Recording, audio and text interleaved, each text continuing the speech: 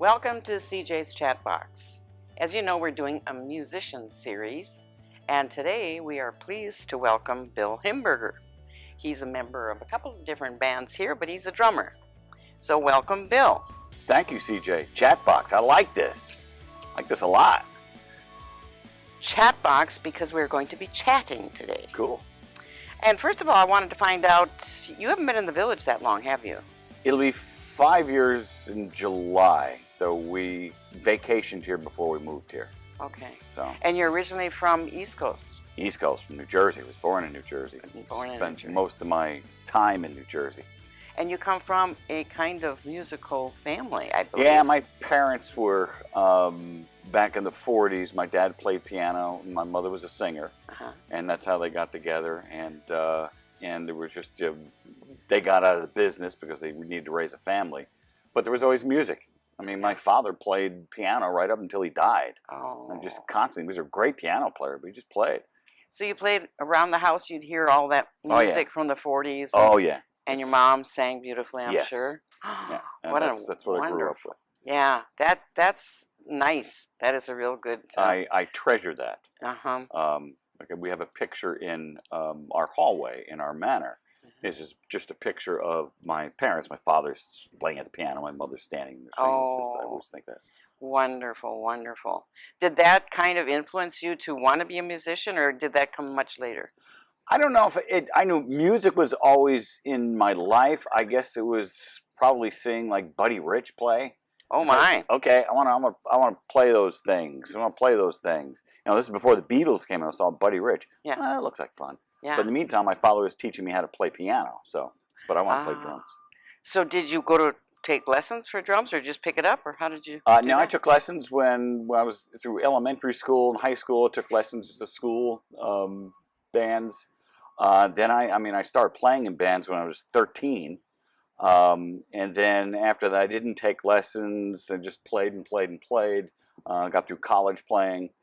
And then around 2000 or so, we were living in Austin, Texas. I decided, okay, I want to start studying these things seriously. Okay. And then I studied with some serious players. And did you find that since you had not taken lessons beforehand, just played, had you picked up bad habits that were hard to break? Absolutely. Not hard to break, but it took some rehearsal. Lots of practice time. Yeah. Because the better you get, the more you got to practice. That's true, to keep up your flow there. You have to. So you said you've been playing since you were like 13 with the drums, but did you play in high school bands or in the marching band or any of that stuff? I did. I did. I was taking private lessons at the time, and I'm a right-handed drummer, and the band director said, there's no such thing as left-handed drummers, because some of the guys were left-handed drummers, so in that day you played more traditional grip. Yeah. And I said that to my private teacher, and he says, that's not true. And I told the band director in high school, no, sir, you're wrong. Goodbye. Oh, isn't that... You learned that quickly, didn't you? Yeah. Don't ever... So I didn't play with the marching band because I told him he was wrong. Oh, well, it's a quick way to learn how to approach that. That's fine. But the other part of your life that I think is quite interesting is your bit with the radio. I mean, you took that as that was my college. Profession. Yeah, that's how I paid the mortgage. Yeah, was through broadcasting, through both radio and television, mostly radio. So how did you get into that? Was that a purposeful That was another thing? family thing. My father worked for RCA, the Radio Corporation of America, and he used to bring home all these gadgets. It's like he used to bring, we were the first in the neighborhood with a color TV. He'd bring home the first cassette player. The first cassettes were this big. I mean, even the thin, they were this big. And we used to play DJ. My brothers and I, we played DJ down in the basement. Fine. They both went into broadcasting, and I followed suit. Yeah. Well, if he got all those gadgets, he probably brought home a real mic, and you didn't have to use a hairbrush. Nope. It was no not. hairbrush. You listen back to it. Oh, yeah, it sounds good. Well, and then that's what you majored in college also. Didn't you take broadcasting? And with that college radio, the college radio station, and just majored in liberal arts and just made a tape and sent it to local radio stations. They said, okay, come work for us for $3 an hour. Things like that. Yeah. Now, did you have to work on like your diction and all that type of thing, or did that ever about? I know that you now do more book reading, Right. which to me again, it would be That you have to the have more. narration. I concentrated more on diction and just acting lessons more than anything else. Oh. But for radio, nah, it was more just learning. Radio and TV is one-to-one. You're Now, talking did to you one have like person. somebody like a call-in radio station, or were you just DJing music? It was a DJ. It was mostly DJ. Oh. Yeah. Oh. We did phone bits and morning shows, but it was never. Yeah. I never did talk though. No. Never did. Did you ever think about doing like a radio show serial where you acted out parts? You know, like Amos and Andy. They have, they were radio. No, And not during. did you ever do any of because I that? was always working for somebody, and they told you this is the way it's going to be. Oh. So Is that something that would be creatively fun for you to do? Is to absolutely do something like that in the village where it's only the audio? Sure. I know there was a. They've done some radio plays here in the village, and I've done a lot of those. But I haven't done them here in the village. When I was in New Jersey, I did stuff like that. But they just take up so much time to do that. Yeah. But I mean, podcasts. I mean, that's where something like that can go about. I mean, Right. there are podcasts, several that do that. Take old radio plays and do them. And spin off of that. Do you write? Do you write anything like creative writing as far as monologues or dialogues or a play or a song? Songs, no. I mean, I've written Okay. short stories ever since I've been a kid. Nothing that's publishable. I mean, Right. I've done stuff to practice on my own for narrating, but no. But I've always written. I mean, one of the last jobs I had in television was producing news segments, and those I had to write. Okay. I mean, but that's just pretty much broadcast writing. I mean, I've written thousands of commercials, that kind of writing, but never gotten paid for them. Paid for commercials? Yeah. Oh, sure. Well, Oh, yeah. on the radio then, or? Oh, yeah. So did you ever work as for an ad agency? Yes. Okay. Yes. While I was in radio, tail end of career, started a production company, which I still have. And that's what got paid for is writing the commercial, assembling the talent, shooting them, or recording them. Yeah. Well, I worked for still do. Ad agency for a brief period of time, and that was one of the things that when they would go to try to get a new client, they had to have copy, they had to show what the ads were going to look like, or the artwork, and so on. So that's why I was wondering if you have for your ads, if you have to come up with jingles, not necessarily sing jingles, but something that looks good to present to a client. When I worked in radio in New Jersey, as part of my job, I was doing a lot of sales too. Was a creative director at one of these radio stations, and because this station took a very progressive approach to a client on how to design a commercial. I mean, I'd go in and meet with clients. Okay, let's talk about what's your customer and things, conversations like that, and then go back and write them. Okay. So the creative part of you is always moving. It seems the part. It's always active. And how did you get the bug?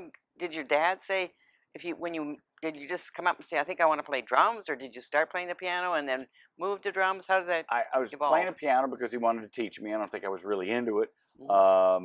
And then I discovered drums through, like I said, Buddy Rich, and then I saw the Beatles. And it was probably through the Beatles that, the guys in the neighborhood, okay, let's get together and get a band. So I bugged my parents for a drum set, and they finally bought me a drum set. And it was just like neighborhood kids, and just started to listen to drummers that just influenced me. I mean, the first drummers were Ringo.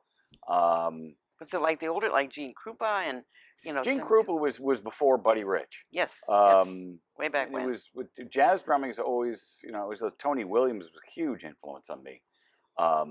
Can't play like him, but he was just musically. Yeah. It was through teachers that I when I studied seriously and started to listen, because the teachers really open up your ears more than besides technique. They open up your ears, and you should listen to these guys and how they formulate. That whole sound is so different than rhythm and blues. Oh, absolutely. That whole, you have to get into a zone almost. With the couple different bands I play with, one of them is the Woods Combo, which is a jazz band, and let's say a band like Band X. My approach to the drums is totally different. Okay. Has to be totally different. When you play with the Woods Combo, jazz, you play more on top of the drums. because it's not really Oh, bass influence. You don't have to pound through right. and get through a sound of a band, where you do have to do with a rock band where you pound through the heads. Yeah. So it's a totally different approach.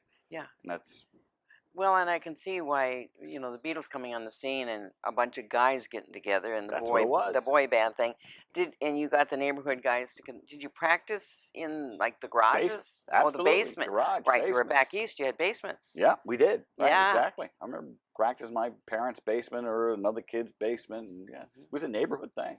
So was that like one week there's 4 of you and the next week there's 6 of you, or there would be less, or you'd kind of It was pretty interchange? consistent. Really? No, Well, that's yeah. good. It was pretty consistent. I think the first band was named Times Dimension.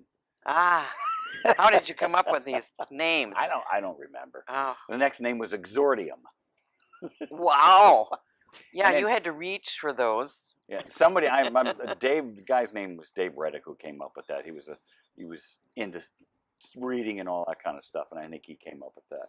But Yeah. then, and when Chicago came around, we were in high school. We Oh. formed this big 10-piece horn band. Oh, you're kidding. No, we toured all over New Jersey with this band. Were you the one that would kind of test and audition the people, or who ended up kind of leading I the didn't. band? No, there was at that point there were much more musically sound people in the band.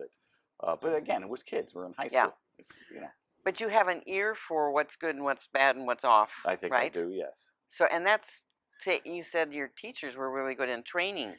That's with that. My first teacher I studied with seriously. He, besides learning technique and learning how to read, he opened up my ears. Okay. Just listening, because Yeah. to play in a band you have to listen. 80% of it is listening. If you're not Yes. listening to the other people in the band and not making music, it's like I can always tell when a musician's not listening. They're playing off on their own. They're playing in their Wow. in their garage by themselves. How well do they take correction when you say you aren't listening? I don't. Does that ever work? No. At times it has. At times it's Yeah. people don't like me. Well, So and again, I think it comes back to trusting that you have the ear that they need, and then if he says we're off, we're off. Let's check it out and let's Yeah. try it. So that helps a great deal. And I imagine with any band, it takes time for everyone to trust the other. well, that's where making music comes in. Yeah. To be able to listen and trust and okay, this works and this doesn't work. This works. And so And I'm sure as kids you always had fun, but as you get older and played in bands, if you stop having fun, does the music stop being as effective? I guess it can be. I've always had fun playing. It's just that I'm getting later in life. It's the real pain is moving all the equipment. You need roadies, dear. Yeah, well, the budgets are not with roadies, but I've never gotten sick of playing. It's just the moving it's of the equipment. moving just it the back and body forth. starts You to do say, spend a lot of time setting up and taking down. drums. There's a lot of. I admire the fact, and I mean, I don't understand it necessarily because to me that's a lot of work. But the fact that you musicians love it so much that you're willing to pay that price for setting Well, up and taking down. We say that that's what we get paid for. Uh, And a lot of times people will hire bands and they don't realize, okay, the band's going to play 2 hours. Well, there's 2 hours before we even get started and an hour and a half after, besides the playtime. yes. Just to Yeah. set up the logistics of it all. Yeah, for sure. It's hard work, and again, a lot of the bands here, well, most people that are in the bands here are retired, so they do have more time than normal. Yes. But again, it takes a dedication and a commitment, and to work hard at it, to rehearse and to get better, and not just come at the gig without any kind of practice whatsoever. Yeah, you can always tell somebody who has not learned the songs. Did you ever do any vocals? Do you sing? Yeah. Well, yay. How I got into, I just used to do background vocals. Now I do more lead singing. I don't know. Any particular, is more that rock and roll, or is that more the... Oh, it's rock and roll. Okay. I can't sing jazz. Oh, okay. There you No, go. I leave that to Moki. Yeah, Moki can handle that. She can handle the jazz. So was this a surprise to you, or did you always do this when you were with the younger in bands that you sang? I did a little bit. I remember I used to do in high school, I used to stand out and do imitations of Mick Jagger. Oh, really? That I'd like to see. I haven't done it since high school. That I would like I do to see. sing a Stones tune with Band X. Miss You You. do. So, Yeah. Yeah, he's quite the character. quite the character. Good front man. I watched a documentary on them when he was, well, Keith Richards was much younger, so was Mick. But the fun that Richards was having with the other guitar player, to me, that was, I mean, Mick was out doing his thing, but those two guitar players were just playing at each other. Which one? I mean, there were a couple of guitar players in the Stones. Well, besides Keith Richards. I know his face. I don't know his name. Okay, there was Brian Jones, there was Mick Taylor, and then there was. Yeah, I don't know. Okay. He had the little tie on his head, kind of like Richard. That's probably. What's his name? And yeah, because they were like challenging each other, right close to each other, playing during the performance. Yes. And I could see how much fun they were having. Yes. Mick was doing his thing. They didn't care. They knew he was going to be okay, but they were still. And that part I really admire is that they play and have a good time, and because they do, the audience feels it, and then they have a good time. Yeah. So as I've learned a lot from playing jazz, I don't pay attention to the audience at all. No, I just I mean, you know, when you're at home, do you listen to music around the house? Like you grew up with that, so is that familiar to always have some music on? I always have music on. I always have music on. Okay. I have earpods, like I'm doing dishes or something. Yeah, yeah. I'm working. I always have music on. Any particular artist or no? Just anything? Just any. I may actually make my own mixtapes. Okay. And but I listen to jazz a lot. When I practice, I listen to jazz. Ah. I listen to jazz fusion to practice. I always try to push myself with rehearsals. Oh, that's Don't nice. play in a comfort zone. Get out of it. So you're still growing. Yeah. Well, that's good to know. As I said, the more you get to a level, you have to keep practicing. Yeah. You have to. Well, it's again the gray matter has got to be exercised and pushed a little bit. Correct. Especially at our age, because if you don't, you're going to atrophy. We don't want that. That's why I keep narrating books, because it really makes the brain work. Yeah, yeah. Well, I appreciate that. I listen to a lot of books, so I know how much more I enjoy it when the narration is, you know, with a lot of feeling as to what's happening there. So I really appreciate that. Yeah, it's interesting, and I know that you're working really, really hard with your practices and your job still, and I'm sure the wife likes to have you home for a little bit of of time, so you're not always out and about. She's used to it, though. We've been married for 37 years, so she's used to the. Is she a music lover too? Yeah, yeah, sure. Her bachelor's in music. She was a music teacher. Oh my! Yeah, Did she ever correct you then, since she's a teacher? No, but she's helped me with charts in the past. Like when I was in New Jersey, I used to do pickup for doo-wop and 50s bands. Yes. And I did just send me charts, and she would help me with stuff like that. Oh, nice. Yeah. So, yeah, that's nice to hear that you, again, growing up with that kind of music in the house and then just being so used to it, it is quite soothing too. But to do that, what I do is listen to books when I'm cooking or doing things. So the narration, the books on tape really help me. I lose myself, so I don't even know that I've made a soup or made a casserole or whatever. It's just... I tend, when I'm listening to books, I'm listening critically, so I can't really. It's just that's why I don't listen to books. I love to read. Okay. But I listen to books for professional reasons. Like, okay, got to get better at this. I see. I see. Well, you're your own. Critique yourself quite a bit, don't you? Yeah. Yeah. To stay sharp. To stay sharp. To stay sharp, and just, I mean, acting is so hard. Acting is one thing I've learned. It's just great actors. It's so hard to do. Yes. It's so hard to do.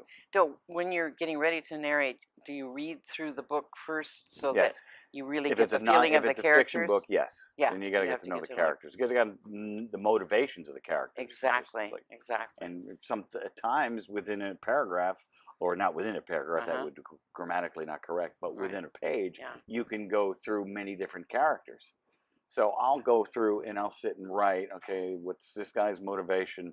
What do I think he hates? What do I think he loves or she?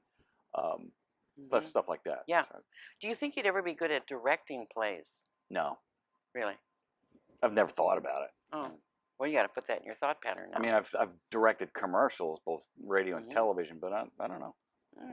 Again, that would take too much time. Take away from the drums. Yeah, that's true. Since you're really into that now and always trying to improve yourself. Schedule is constant. Yes, it is.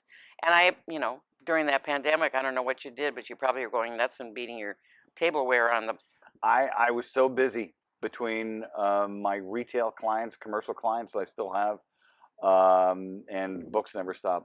It never stopped. You never even... Well, and again, such to have a job that you can do in your studio at home. You don't Right. have to interact with anyone, Correct. and so you keep doing what you were doing, and you won't even feel it, except going out to rehearsals and do that. Yeah, So that's when we started the series in the park. It oh was yes, just a bunch of us musicians. We got to go out and play, man. got And to we do it. just Got to do that's it. how the Nomads came about. Right. Just who's jamming this week? Yeah, got to get out there and do something. So, well, I do appreciate this. This was great. I love getting to know musicians and how they started and what drives them and the ambition they still have, even though, and you're not retired, so that's not why. And I also appreciate your balance of the two different things that you do because the narration, I can tell you enjoy that and you get into that, finding out the characters, as you said, and reading it accordingly. And also to maintain your musicianship as a drummer, That's but tough. also bettering that. Not even saying I'm okay the way I am. You No, wanna can't improve. God, no, man. No, that's good. There's too many people on stage to do that. And it just drives me crazy. Yes, you gotta keep improving. Anyway, I do Yeah. appreciate it so much, Bill. Thank you. All right, thanks for inviting me, CJ. Yeah, good. Thank you much for Bill's coming on today. We really enjoyed him coming on to talk about his musicianship and the fact that he is a drummer and still continues to play here in the village with a couple bands, numerous bands at one point, but now he's down to, I think, a couple. So I do appreciate it. Couple, three. Thank you so much, Bill. Sure. Welcome to CJ's Chat Box. We are doing a musician series, and today we are pleased to have Sherry Showalter, who plays in one of the bands here. So we're going to get to know her just a little bit better. Welcome, Sherry. Thank you so much for having me. It was really fun getting to know you and to find out that you're a Montana girl. I am born and raised. But not on a ranch, so are you not a cowboy girl then? No, but I love horses. Yeah, well, there you go. So there you go. a little bit. There's a little Montana girl. Yes, but what I remember, was your mom in music? My mom she wasn't officially a musician or a vocalist, but she loved a big band. She loved to dance, so she would go sometimes and sit in with big bands. And sing. Oh, how fun! Yeah. Because I know you said that in high school is when you started singing, but in choral groups. Well, I actually started singing when I was 5, and I did choral groups all the way through high school and into college. But started that early at 5. Yeah, I started at 5. Were you shy then? I was scared to death. I was, kind of an introvert. Yes. So getting on stage and singing in front of people is still a big step for me. So it never got better. I got more used to it, but I wouldn't say I ever got rid of my butterflies or a little bit of anxiousness about it. That maybe is part of a good thing. Do you think? I think so. That little bit of A lot of anxiety. my voice teachers used to say, if you don't have butterflies before the show, you're not going to do as good of a Wow. So I kind of hold on to it as being okay. Yes, that sounds like it. Well, that's wonderful. Well, I remember you saying that you were privileged to go abroad, actually, as part of that choral group. I did. In high school, growing up in Montana, there's not a lot going on. So the high schools are kind of everything. Oh, great. So the athletic programs, the music programs, the theater programs are a big deal. Yes, yes. And I was very fortunate at my high school to be in one of the top choirs in the country. Wow. So not only did we go abroad in the summertime with actually a larger group, the Montana State Youth Choir, went abroad to Europe for 6-8 weeks, I think it was, and toured all over and performed. But we also made an album every year. Wow, that was really good too. It was exciting, and we even got invited to play at the Music Educators National Convention in Chicago. Wow. Which was also a big deal because they don't just invite anybody. Right. So we were kind of excited and thrilled to have all those. You must have had a great teacher. We did. Great director. In fact, he even went on to be nominated by Disney as one of the top, high school music teachers in the country. Really? So how fortunate for you to stumble across or, be exposed to that. And just the idea of being with a bunch of, high school kids your age and traveling around Europe, that's an education in itself. It was. And, it wasn't just kids that I went to school with and sang with. It was kids from all over the state. Yes. Who had auditioned and had the opportunity to go. But then going to different countries, you'd be exposed to the culture of that particular country. Some countries, at one country in Germany, we were in a small village, and we stayed in people's homes. Oh, fun. And that was just such an amazing thing, because they didn't speak English very well, and we certainly didn't speak German very well. So Yes. it was a lot of pointing and smiling and just, getting to know people on a very basic level. That was really fun. One of the things that I learned after the fact was that instead of sending your child right out of high school into college, you should send them abroad. Right. For a couple of years, staying in hostels, whatever, going with someone else, but to experience culture in a different, because it's so educational, that it really rounds you off, and then go back to go to college, and that it'll broaden your horizons, which it didn't happen. You did about a year and a half at college in Montana, but then your brother had gone to UC Berkeley. Right. So you did go to Europe first and then went to college, but you didn't. You went there and worked, right? Well, it was an interesting thing while I was in college. In Montana, again, there's not a lot of performance opportunities. So studying business music combo, it was to more that UC Berkeley because your brother was there, and you thought, because what happened? You said that a teacher, I think, had called you out to sing a solo in a group, and you were kind of surprised, and then she said, if you really want to go somewhere with this, you got to go to LA or New York. Yeah, that was my advisor in college. Oh, okay. And was, always sort of trying to encourage me to leave the small pond and go to the big pond. Yes. And because otherwise I would just be doing teaching probably. That wasn't exactly what my goal was. So I decided LA seemed a little overwhelming, and so did New York. But my brother was going to school at UC Berkeley. So I called him and I politely said, you really don't have a operatic voice. Oh, I could sing in choirs, and that was great. Yeah. But they said, you really have more of a pop voice. That's kind of how they like to say it. They didn't say rock and roll. Okay, pop. Okay. That's a broader, palette to choose from. Yes.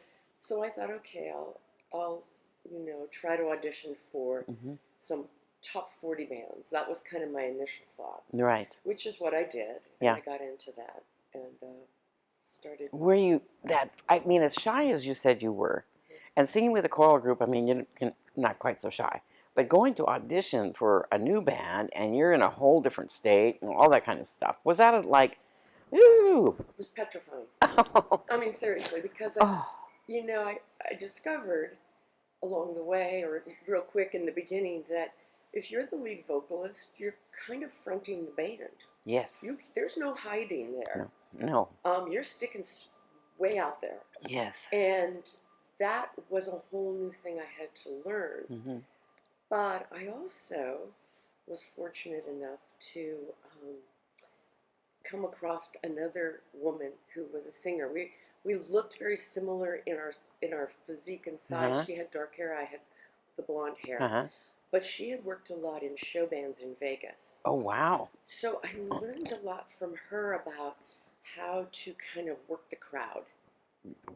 Good point. I was just like, she was a blessing to me. Not only was she talented, but I could really, learn some stuff from her. Yeah. And she kind of covered for me in those early days when I just had no idea what to say or do. It is wonderful that, yes, I love the fact that you found this woman to teach you so many things. So again, are you able to, you picked up from her, how long did you guys get to stay with that band together? Oh gosh, we were together for probably 2-3 years. We worked 6 nights a week. Wow. And we worked 4 to 5 hours a night. And you had a full-time job. I did. I still had, so I would get about 3 hours of sleep, because oftentimes we'd have to travel, from where I lived to the show, and it might be an hour and a half drive each way. Yes. And we'd get down around 1:30 in the morning, and I'd have to drive home. I'd get home by 3. See what youth can do? You can do that when you're young. You can. Forget about it now. Just an hour and a half to a gig would be like, really? We have to go that far? Yeah. But I just admire the fact, because when you said that you stayed working at UC Berkeley and were in charge of things. Oh, yeah. You moved from like an administrative to the head of the music, whatever. what were some of the things that you did there? I know the gigs are, and we'll go back to that, but I'm just impressed by the fact that you could do gigs 6 nights a week, learning to be the soloist, learning how to banter with, getting over your shyness, banter with the audience, and still have this very great, responsible job that you had there. And so, did you have at the time when you were growing up, there was a pop artist, a female pop artist that you kind of gravitated toward or listened to a lot that you enjoyed? Well, transitioning from classical music to pop was a little bit challenging because I wasn't quite sure what. And so I found myself initially trying to really listen to pop artists. And of course, my brother, he was big into all of the 50s, 60s stuff, 70s even. But I was trying to figure out what I liked. And so what I started doing is listening to female artists. So I noticed early on that Karen Carpenter had this amazing voice that was so smooth. I would listen to how she would deliver a vocal line over and over because I couldn't believe how just smooth she could lay out a note or a phrase. Not to mention the fact that she was one amazing drummer. Really? She was, and if you talk to drummers who really know, and they'll admit it, she was a badass drummer. Really? Yes. In fact, she was probably a better drummer than a singer. Wow. But her brother was, the arranger and kind of things. And so, together they had this amazing thing going. So I listened to that a lot. I also listened to like Diana Ross. Okay. Because she had a different style and a different type of music she was doing. I listened to Aretha Franklin a lot. Right. But then I also started listening to male artists because I have more of an alto voice. So and actually I sing first tenor even sometimes. Right. So I would listen to male artists and then start to try to emulate some of their sounds and the way they did things. And, it could be anything from Michael McDonald to, I don't know. I mean, it was just I would bounce all over the place. Right. And so I don't know if I would say they influenced me so much as I studied them. Because I was still coming from that academic mindset where you're studying music, you're studying the artist. I was studying the artist as that instrument, for example. Yeah. I think that the more that I talk to musicians, the more I'm beginning to realize that that is such a part of the procedure. It's not who they like listening to or who they try to emulate. It's like, I want to study that voice or that drummer or whoever it happens to be, that guitarist, because I like the way they play that instrument and the way they sing. What I find interesting about your beginning with Karen Carpenter, because I've heard you sing, and I would say, oh, that's more Janis Joplin because of that. You can do real raspy and you have a deeper voice. But Karen Carpenter, the thing you noticing about her was that tremendous smoothness of her delivery. Exactly. So the little things, again, you were such a student at learning, which I think is what makes a good musician, is that they never do stop learning. They always know there's something else or someone else, and not to be afraid to take on a male singer. So therefore, you don't have to limit yourself to certain music. I can't sing that. A guy sang that. This is a girl's version. So I've heard guys sing Chandelier beautifully. Exactly. Beyond beautifully. So yeah, don't limit yourself. Well, and what I find interesting about vocalists in particular is they're unique in and of themselves. Every voice is unique. You know, and even though you may want to emulate somebody or study somebody, the way you do it is unique to you. And so I've never been a big fan of contests like The Voice or American Idol because I don't think you can pick between when you're a great musician or a great vocalist, in and of itself, you are special. So to say that one is better than the other, I think is a mistake. Yes. The competition is not necessary. I do know that on those particular shows, what some of the judges, especially Simon Cowell, will say, you're picking a song, do it your way, not the way Whitney did it. Right. You know, because we need to hear your voice and how you went. But that was another thing that you mentioned about the fact that you finally found. You heard someone, I found my voice. Yeah, I mean, I think if you work at it long enough and you keep dabbling, so to speak, Yes. sooner or later you're going to figure out what you're capable of. Ah. But at the same time, despite the fact that I was a alto, second alto, first tenor, Yes. Yeah. I assumed I could never sing in a high range. Oh. But I remember my high school choir teacher saying that a voice does not mature until you're in your 30s. Mm. So I kept thinking, okay, Yeah. something's going to happen. I'm Somewhere waiting. along the line, what's going to happen? And, the more I pushed my voice and trained my voice over the years, I did find that I could work and sing in that higher register, not necessarily in a falsetto, because there's this break point that we have in our voice between our natural voice and our falsetto.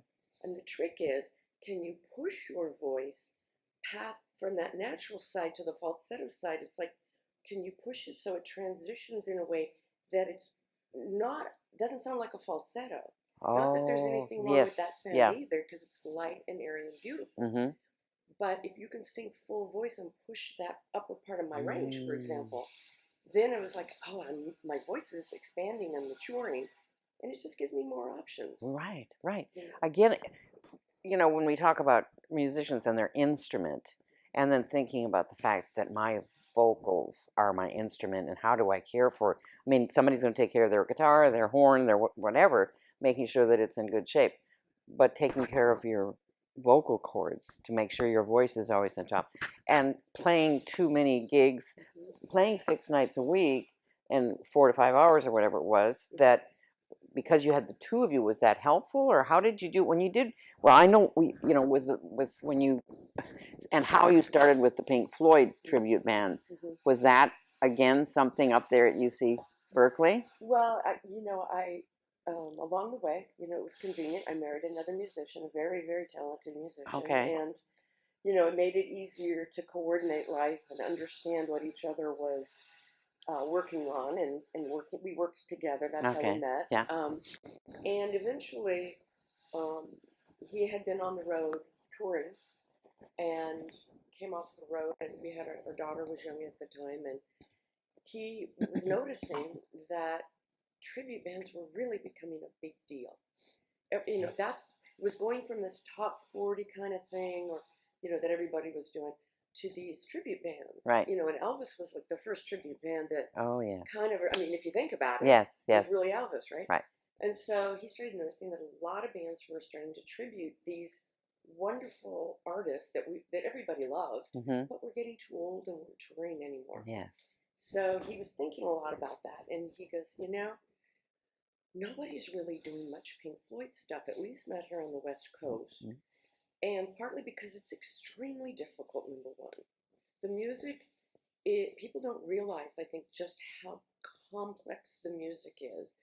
It really didn't have a lot of radio play because the songs were oftentimes quite long. One song, Echoes, is 23 minutes. Oh my stars!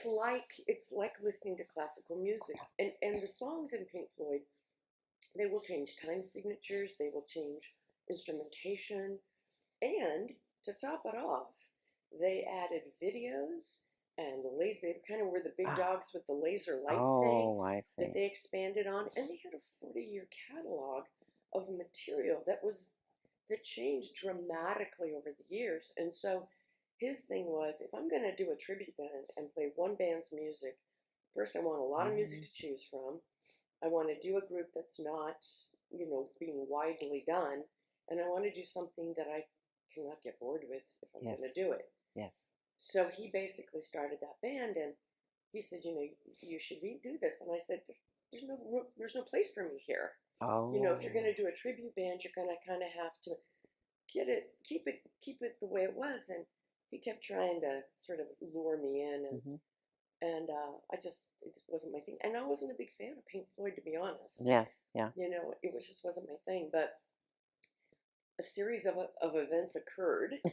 As they do. And they had some backup singers, women singers, that ended up having some challenges with having to leave the band when they had these big shows coming up. And he begged me, he goes, please just come to rehearsal, rehearse with the other singers so that they can get through, you know, the stuff, and then we'll find a replacement. So I said, fine, I'll help out.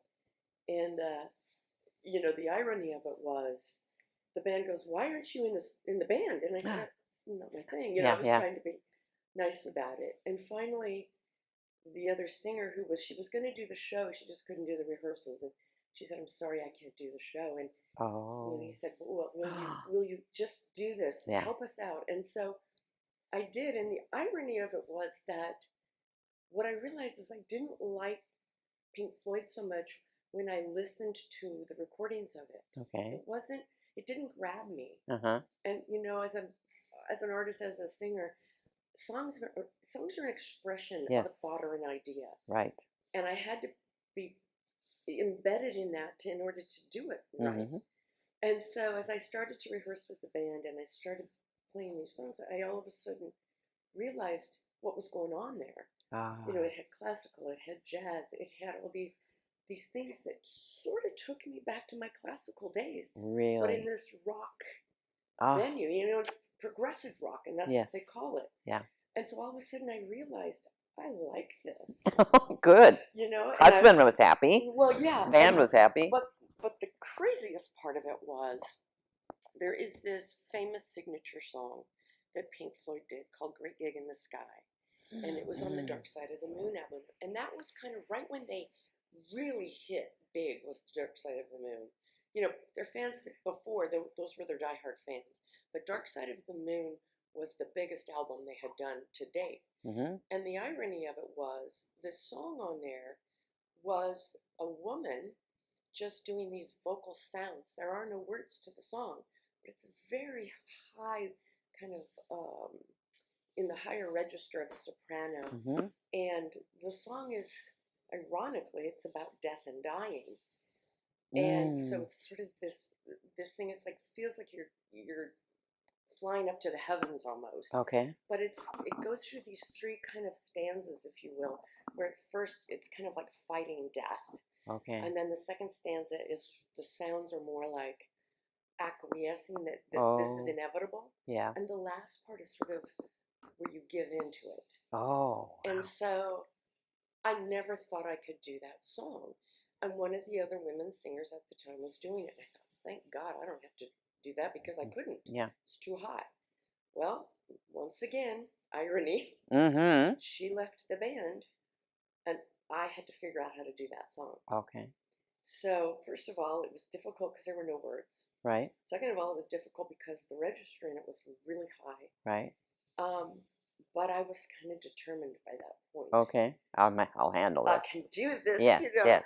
So, I thought I'd give it a shot, and I did, and it turned out that I was able to do it. Yes. And I got better at it the longer I did it, and then it became, you know, sort of. But tell me about what happened when you did that song. Well, I did have I had lots of moments where, after the show, people would come up to me, and it was odd because it was usually men who would say that when you did that song, and they would oftentimes say that song. Yeah. I don't know what you did, but I started to cry. And for men to admit that somehow, some way, they were unexpectedly moved that way, right, was shocking to them, and kind of ironic to me. I couldn't quite figure out what I was doing to solicit that response. Right, right. And one time in particular, this man came up to me afterwards, and he said, you know, I was in Vietnam, and I lost a lot of my buddies there, and I've never been able to talk about it or deal with it. And he said, and you started to do that song, and he said, it was like you reached down into my soul, and you opened it up and allowed all those feelings to just exit.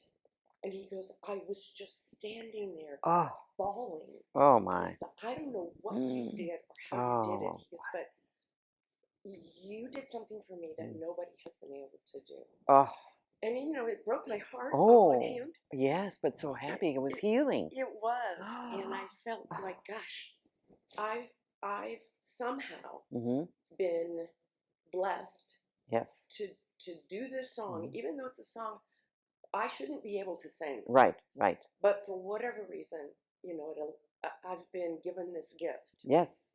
And who would have thought it would do what it did? Exactly. I mean, sometimes there's words that open people up because the words just touch them. But for, like you said, there's not even words to this one. It's just the sound of it. Right. For that to reach down that deep and pull out all those emotions, wow. I mean, that is something you'll need to market, actually. To think that Pink Floyd's song will help you with your pain that you've been bottling up all these years. And I realized over time too, it helped me reach down into myself and bring out whatever emotion, or could be stress, or could be my own sorrow. Yes. And just have an outlet in a positive way, because the world, we do so many things that are not kind. Yes. Because we're hurting sometimes. Exactly. Whether it's just we say or do something that's not generous, or it's thoughtless sometimes because we're hurting and we need to express ourselves. Yeah. But war is the same thing. This world is filled with people doing things that aren't kind. Right. But the thing and we know that the PTSD is being treated in so many different ways because it is such a concern for all of our vets, and other trauma victims. But for the fact that we know music does touch people, but for it to have such a reaction so quickly, I think for me was quite astounding. So I appreciate, like you said, how it affected you, and also knowing that helped you in your own growth. Right. To realize that, and I guess I see that as you as a musician, and others too, is that you do push yourself a little bit. You don't think you can do this, but then you try it, and then it works out, and then you say, well, if I could do that, then I can do it. So you try it again. And we talked earlier about the fact that you still are shy, but you mentioned that the way you would overcome that sometimes was to feel like you were putting on a hat or something. Yeah, I mean, I think, in the same way that actors get into their roles, they have costume designers and people who design sets, right? So it's to create an opportunity for the actor and for those observing them do their craft, to make it believable, to make the character, the actor feel like they're believable, putting on this costume, putting on this thing. I think I kind of grab the same idea, and I start, before I have a show, I start thinking, okay, those are the clothes I like to wear when I'm on stage. So I'll decide, okay, what outfit am I going to wear, and then I just walk through that process of getting into character, so to speak. I mean, I don't go too far down that road because I'm not much of a character. But but it just helps me kind of get ready to do the songs and get in the mindset. Well, I know when you talked about looking at clothes and saying, well, I'll wear that, I've heard say that every day when you go into the work world, whatever it is that you do for a living, that in order to get more into it is to pick something that's going to make you feel more, adventuresome or studious, or, with carrying yourself so that you wore yourself something really special that day. But that putting on the clothes will give you the feeling that you're trying to, if you're going for an interview, you want to look your best so that you dress appropriately. I can't tell you how many interview people come to now where they don't even think about that, and why would you hire those people? Because they don't even know how to appear properly at an interview. So I guess you're still growing, you're still performing, you're in one of the bands here in the village, and you're doing an excellent job with that. But again, having fun with it. I know that you're also very new to the village, are you not? I am. I moved here September 1st of 2020, so right in the middle of COVID, when everything was closed. And I have to admit, it took about 6 months before things started to open up a bit so that I could venture out, so to speak, and begin meeting people and feeling like I hadn't made a giant mistake. Yeah, right. Because, what sells you on this place not only is the beautiful kind of grounds Yes. and everything, but it's all the activities that you more than you could imagine. So everybody's got something, and if you can't find it, you can create it. Exactly. And to top it off, it's like it's everybody our age. Yes. Here wanting to do the same kind of thing. Yeah. So I thought, this has got to be the best place on the planet. And then, of course, for 6 months, yes, nothing. I can't tell you how many that I've spoken to that moved in during the pandemic, and because we were in lockdown, there was no clubhouses open, nothing, nobody could do anything. So now, meeting them and finding out that's when they came, and that they probably thought, did I make a mistake? Because now I can't find out if it's really as good as they promoted it. But you did find out that it was. Right. So, yeah, I'm excited for you, that the fact that you have now found a place for yourself, and it seems to fit quite well, and yet you're still not done. No, and and the funny thing is because I moved from the Bay Area where I had been for 40 years, and that's where all of my contacts, whether it was my day job contacts or my music contact, that was where my life was. Yes. Yeah. And so I decided coming here that, it's time to hang up my microphone, so to speak. Oh, no. And so I got rid of all my gear, and I just left it all behind thinking, I'm just going to be retired and see what that brings to me. How long did that last? Oh, well, it's kind of like being addicted to a drug because, sort of my first out-of-the-house adventure was right around St. Patrick's Day, and I was invited to this little outdoor thing in Passive Park. Oh, there you go. Little, St. Patrick's Day kind of thing. And sure enough, I go there with some neighbors that had been kind enough to invite me and introduce me around. And one of the first groups I saw was, I think it was the Nomads playing. And, my neighbor introduced me to John Pearlstone and Susan Pearlstone, his wife, and these other groups of musicians. And it was like that door just swung wide open again. And John said, hey, well, why don't you come and sit in or sing if you want to? And I was like, well, I don't know, I'm kind of not sure, the shyness showed itself again. Exactly. And I was pulling back already, going, I don't know. And he goes, well, if you want to. And that's okay. So, of course, it's like a drug, the next thing you know, I was like going out and getting my mic and stand and cables and, it was so ridiculous. Oh. And I started out, he introduced me to this amazing musician, Ron Rosenthal, who's just a brilliant keyboardist. Okay. And he's an arranger and he writes. So I worked with him for a bit, but he likes to do jazz rock fusion. And that was kind of a whole new adventure for me too, because I'd never really done that stuff much. And, I was working real hard to try to keep up with him because I was like, oh, what am I doing? He's out of my league here. And, but he was so generous and so kind and supportive. And I just couldn't have been more nurtured by him. Right. Yeah. But I realized, again, kind of there's so much going on here. And I wanted to experience a lot of things and sort of get my money's worth, if you will. There you go. And I thought, I'm doing this 4 or 5 days a week with him. It felt like, because if I'm not rehearsing with him, I'm performing with him, or I'm practicing on my own. And I thought, I can't. This is too much for me. Yeah, yeah. So I said, I think I'm going to have to pull back here. Yeah. And then here comes John again. He goes, no. Well, how would you like to be in band X? He goes, there's other people to sing, and you don't have to work so hard. And I thought, okay, maybe that's more my pace at this point. Yeah. So that's what I've been doing. And then at the same time, he and Bill Himberger started the Village Music Club.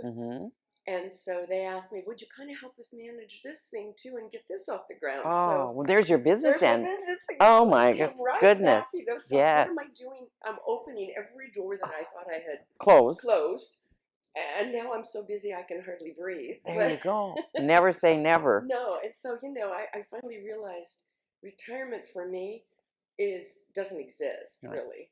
And what I did to myself is move to a place where there's more than I could possibly do. because that's really all I know. All I know about retirement is that you get to pick and choose what you want to be busy with. Right. Whereas if you have a job, you show up. Right. But with retirement, you can say, I want to be in, like you said, I said, too much of this, I want more of that.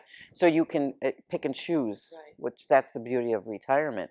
But when I look at your life and where it started and all the different things that happened, I hope you take days where you just sit down and meditate about your past and how you got to where you are. Well, I want to tell it's people wonderful. that I think my entire life, the reason I've been able to put so much into a short period of time is I look through the windshield, not the rear view mirror. I rarely look through the rear view mirror because I learn from my past and I cherish that. Yes. But I'm always looking forward as to what's the next adventure or opportunity. And with the Floyd Band and just in general, it started out when I went to Europe when I was 17. I love to travel. So I've traveled all over the world, and I've just thoroughly enjoyed learning, meeting people from other cultures, learning about how they live, what's important to them, how they see the world. Right. And also it's taught me how spoiled we are here. Yes. And we're not very grateful. No. We always find the flaws in everything because we're so accustomed to having so many wonderful things every day that we don't appreciate them. Yeah. Running water. Exactly. Turning the lights on. That's the big one. It the is. Running water. Yeah.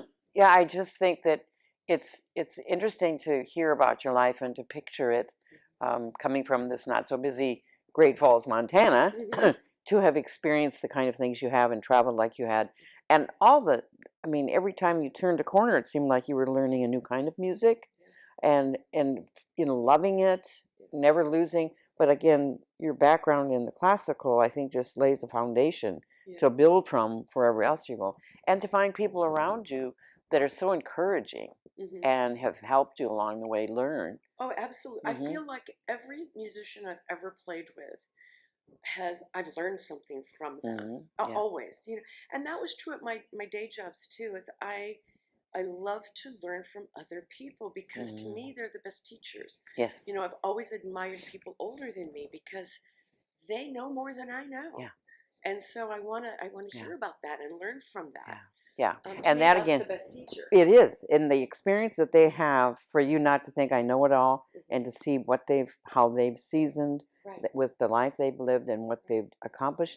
I'm telling you, that's one of the reasons that I wanted to do this show, was to get to know the people here in the village, how they got to where they are. Yeah. Because then that kind of shows me who made you this beautiful musician that is still open and willing to learn, and thinking you've shut doors and finding out, I guess I have to reopen that because I missed it.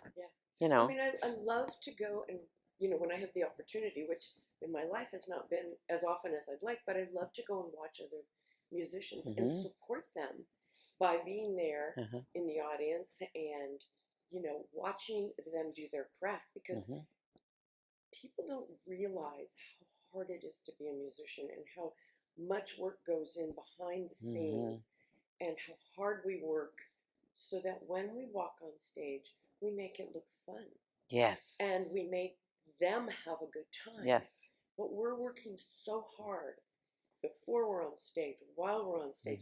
And even when we're on break, we're walking around the room talking to people, making sure they're having fun. Yes. Having a good time. Working the crowd. Working the crowd. I also learned that early on. You got to do that. Got to learn to work the crowd. Your break is just from that to that. Yes. It's not. You're not off. No. But that again is, and you're finding a place here where you can perform, and that's exciting. Yeah. And so I love it because of that. I feel like it's a great way to connect with other human beings. And I swear, if the whole world was filled with musicians, there would be no reason to have any problems because we would all just solve it through song. There you go. Working it out, playing together. That's what you learn as a musician. You learn to work together. Yes. To make it sound in harmony is what you're trying to do. Everybody doing their part, and doing it to their best. Important role and part to play, and together it creates something whole and new, that is given out to others who then take it and are grateful. They take it and are grateful. So thank you so much, my dear. It has been a joy learning all about you, and I'm sure I'm not done talking and meeting more of you, and also finding about new adventures Yeah, that you're starting. I hope I have new adventures. Oh, you will. Every There's day is there's the no new doubt adventure. you're going to have something new come along, and then you're going to say, it's hard to believe, but this happened. Your whole life has been that. That's So it's true. been exciting for you, That's and I'm true. happy to have met you. Well, Thanks so thank much you. I for being appreciate alive. it. We had a wonderful time today with Sherry Showalter. So thankful that I got to meet her and to hear about her life and her talent. Her skills are beyond measure, and I am very happy to have her in the village. Even though she's a newbie, we are happy she's here. Thank you.